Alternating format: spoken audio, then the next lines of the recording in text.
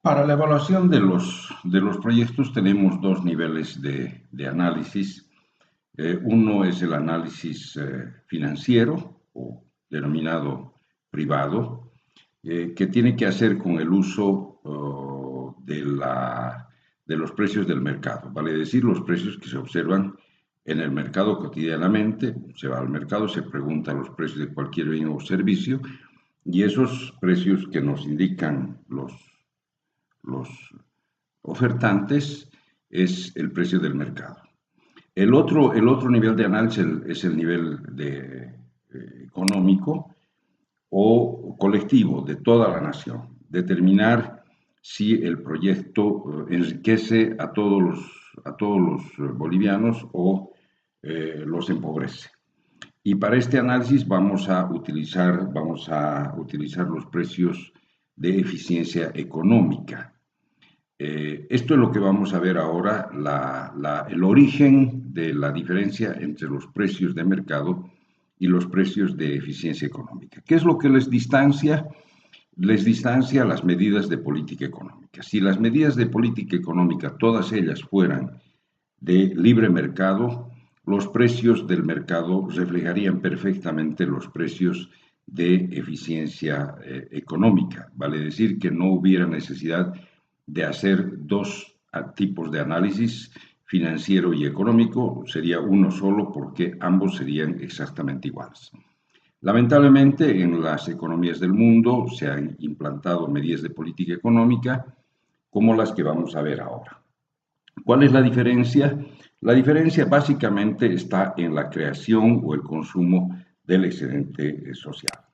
Para eso vamos a analizar el concepto del excedente social, tanto en cuanto a su componente de excedente del consumidor como el excedente del productor. Después vamos a conversar, o simultáneamente vamos a conversar sobre la distribución del excedente social, el excedente que genera la sociedad, cómo se lo distribuye entre consumidores y productores. Posteriormente vamos a analizar el efecto de la liberalización de las importaciones, vale decir tener un mercado absolutamente libre para importaciones de bienes y servicios del extranjero. El cuarto elemento que vamos a tratar es la liberalización de las exportaciones y su efecto sobre el excedente social. El quinto elemento, los subsidios. Muchas economías están plagadas de subsidios para diferentes tipos de bienes y servicios y vamos a ver cuál es el efecto de los mismos sobre el excedente social. El sexto elemento que vamos a tratar son el efecto de los impuestos sobre el excedente social. El séptimo elemento que vamos a tratar son los efectos de los comportamientos monopólicos en una economía cuando los productores, ya sea que exista un solo productor, ya sea que existan algunos productores, pero que se asocien y actúen como un monopolio, vamos a ver cuál es el efecto de los monopolios sobre el excedente social. Y finalmente vamos a analizar la fijación del tipo de cambio por una autoridad gubernamental, cuál es el efecto de la fijación del tipo de cambio sobre el excedente social. Partimos con el primer elemento definiendo uno de los componentes del excedente social, que es justamente el excedente del consumidor.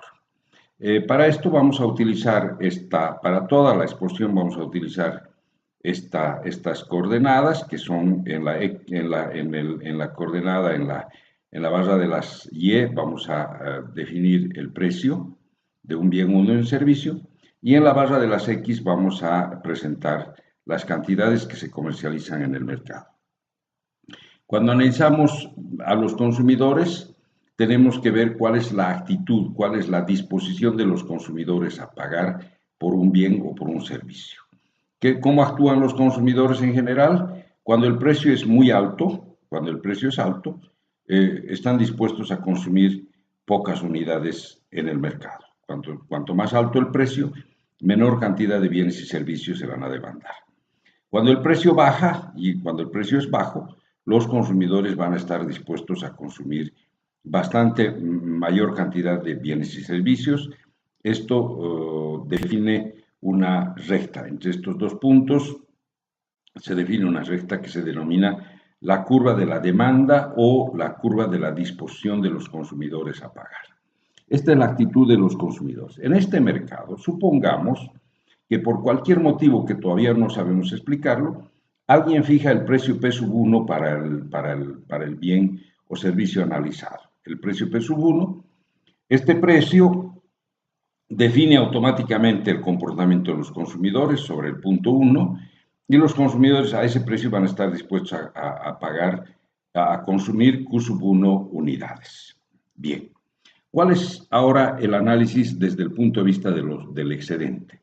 Decimos, los consumidores están dispuestos a pagar desde la primera unidad, el primer ciudadano que está dispuesto a pagar por la primera unidad que va a consumir, está dispuesto a pagar el precio P/T, que es el precio máximo.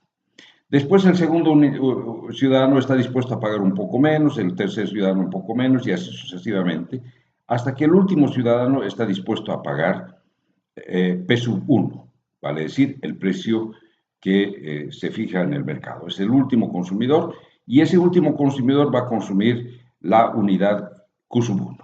Bien, en este escenario decimos la disposición de todos los consumidores a pagar es la sumatoria o la integral de todos los consumos que se han ido realizando entre 0 y Q/1. Esto significa que es igual al trapecio 0, P/T, 1, Q/1, 0. Este trapecio es toda la disposición de los consumidores a pagar. ¿Cuánto efectivamente pagan porque se fijó el precio P/1? Lo que ellos pagan es el precio por la cantidad, ¿no? P/1 por Q/1. Y eso es igual a la superficie del rectángulo 0, P/1, 1, Q/1, 0. La diferencia entre lo que están dispuestos a pagar, que es 0, P/T, 1, Q/1, 0, y lo que realmente pagan, 0, P/1, 1, Q/1, 0, esta diferencia es igual al triángulo que está marcado aquí como P/1, P/T, 1, Q/1. Esto es lo que se denomina el excedente del consumidor, porque es lo que están dispuestos a pagar y que por haberse fijado el precio P/1 no llegan a pagar esta cantidad de dinero, este dinero se queda en su propiedad, en sus bolsillos. Esto se denomina el excedente del consumidor. Ahora vamos a pasar a ver el excedente del productor. En el mismo eje de coordenadas, vamos a ahora colocar la disposición de los productores a vender ciertos productos. Eso se denomina la curva de oferta, la curva S de oferta. ¿Cómo están dispuestos los productores a vender bienes y servicios en este mercado? Por supuesto, el productor más eficiente, el que produce lo más barato posible, la primera unidad la va a vender en el precio P/S. Y después va a ir subiendo el precio a medida que va siendo menos eficiente y el menos eficiente que vaya a vender en el mercado va a fijar el punto 1. Si alguien, que después lo vamos a ver quién fija el precio del mercado, si alguien fija en el mercado el precio P/1, será en el punto 1 la cantidad Q/1 de unidades que el productor menos eficiente va a poder vender. Entonces decimos, ¿cuántos reciben los productores por estas Q/1 unidades? Como se ha fijado el precio P/1, precio por cantidad, P/1 por Q/1, es el total de dinero que los productores reciben por estas Q/1 unidades. Y eso es un equivalente al rectángulo 0, P/1, 1, Q/1, 0. ¿Cuánto les cuesta producir a los productores estas Q/1 unidades? Sobre la curva de oferta, que puede ser similar a la curva de costo de producción, porque aquí tenemos un costo fijo y en el ángulo tenemos un costo variable. Luego esta podría ser perfectamente la curva de costo de producción de los productores. Sobre esta curva vamos a tener el costo de producción de estas Q/1 unidades. Esto es equivalente al trapecio 0, P/S, 1, Q/1, 0. Entre lo que reciben, que es el rectángulo 0, P/1, 1, Q sub 1, 0, y lo que les cuesta producir, 0, P sub S, 1, Q sub 1, 0, entre estos dos hay una diferencia que es equivalente al triángulo superior, que está dado por el P sub S, P sub 1, 1, P sub S.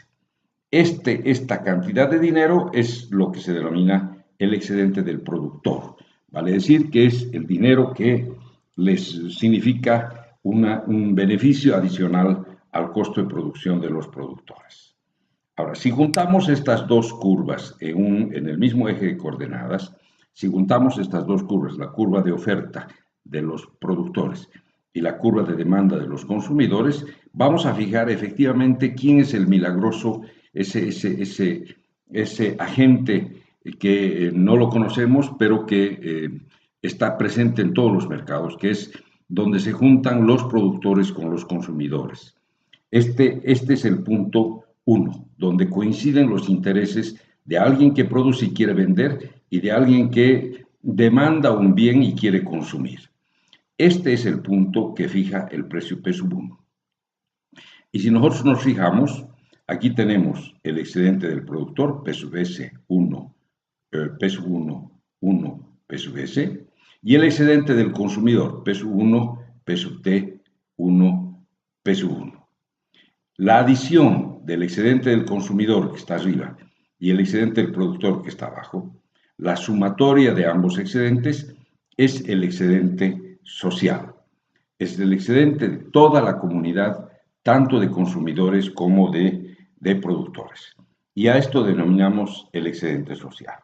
En posteriores videos vamos a presentar los efectos de medidas de política económica sobre este excedente social y la manera como este excedente social se distribuye entre productores y consumidores.